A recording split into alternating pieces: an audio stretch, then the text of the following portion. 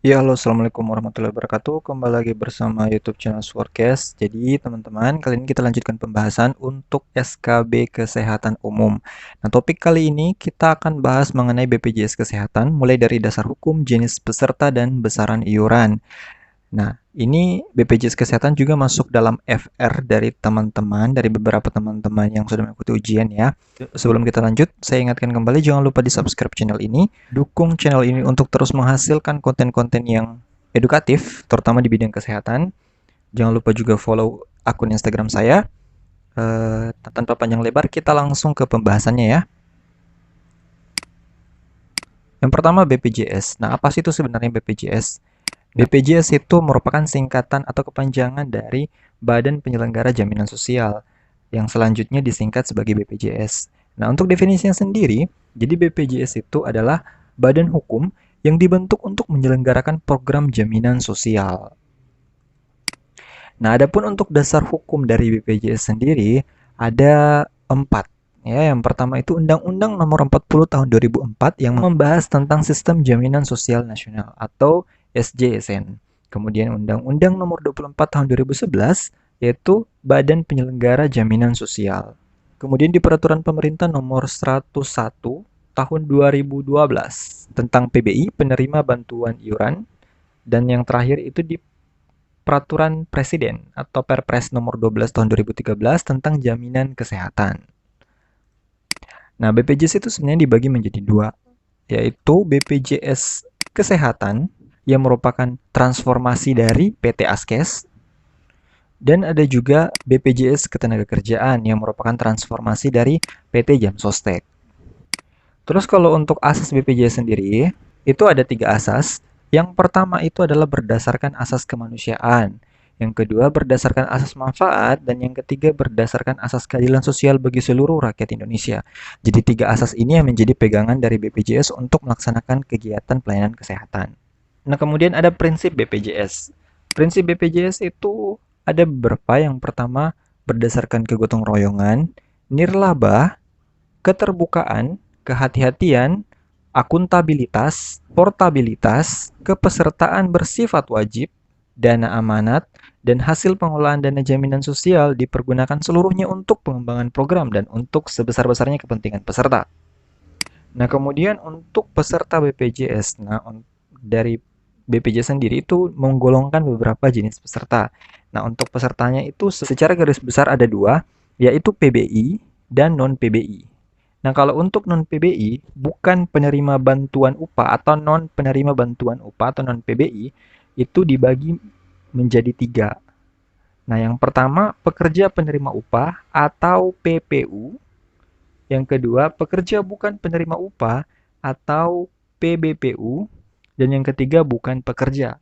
Nah, sedangkan untuk kalau penerima bantuan iuran, itu menjadi 2, dibagi menjadi 2, yaitu fakir miskin dan orang yang tidak mampu. Nah, terus bedanya apa?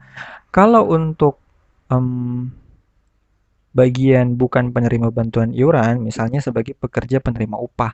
Jadi pekerja penerima upah ini artinya mereka bekerja dan diberikan upah. Contohnya seperti pegawai PNS, anggota polisi, anggota TNI, dan lain-lainnya. Sedangkan kalau untuk pekerja bukan penerima upah, jadi dia bekerja tapi tidak diberikan upah oleh orang pihak yang lain. Namun dia bekerja untuk dirinya sendiri. Seperti misalnya pengusaha, dan lain-lain. Terus kalau untuk bukan pekerja, nah bukan pekerja di sini bisa dibilang contohnya sebagai seorang veteran atau perintis atau pensiunan ya.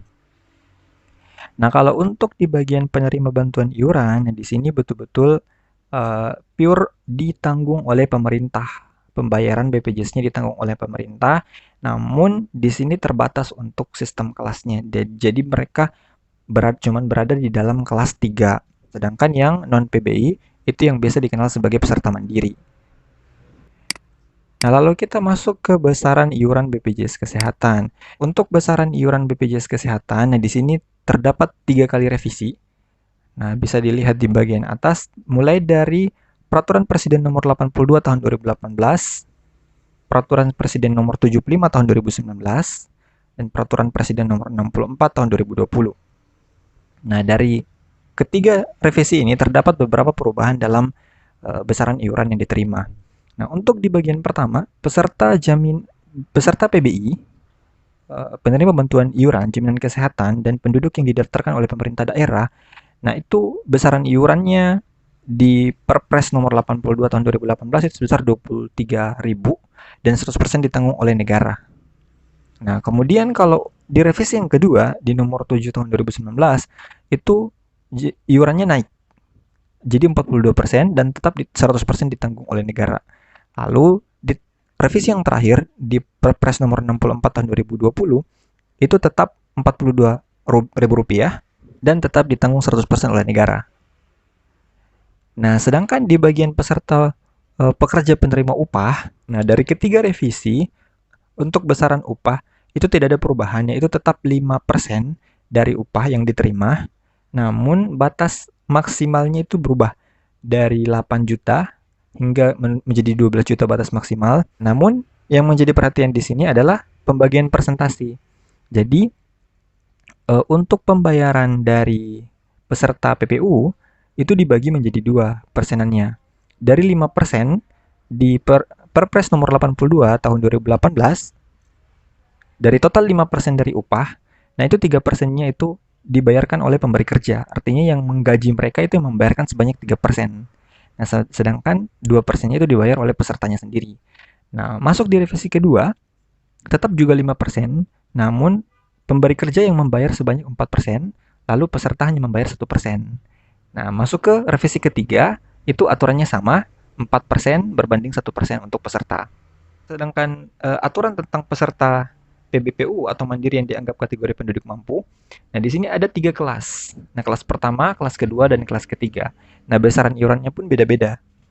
Jadi, kalau untuk di Perpres 82 tahun 2018, untuk kelas 1 itu membayar 80.000, kelas 2 membayar 51.000, dan kelas 3 membayar 25.500. Nah, saat masuk ke revisi kedua, itu terjadi perubahan atau peningkatan dari jumlah iuran yang harus dibayarkan. Uh, Bisa dibilang 2 kali lipat. Peserta kelas 1 dari 80.000 menjadi 160.000. Untuk kelas 2 dari 51.000 menjadi 110.000. Dan untuk kelas 3 dari 25.500 menjadi Rp42.000. Nah, masuk ke revisi ketiga itu nomor 64 tahun 2020, terjadi penurunan. Terjadi penurunan di kelas 1 dan di kelas 2. Dari 160 menjadi 150, lalu kelas 2 dari 110.000 menjadi 100.000. Namun di kelas 3 di sini ada aturan khusus, tetap membayar totalnya adalah Rp42.000, namun dengan catatan pada tahun 2020 peserta hanya membayar 25.500. Sisanya akan ditanggung oleh pemerintah.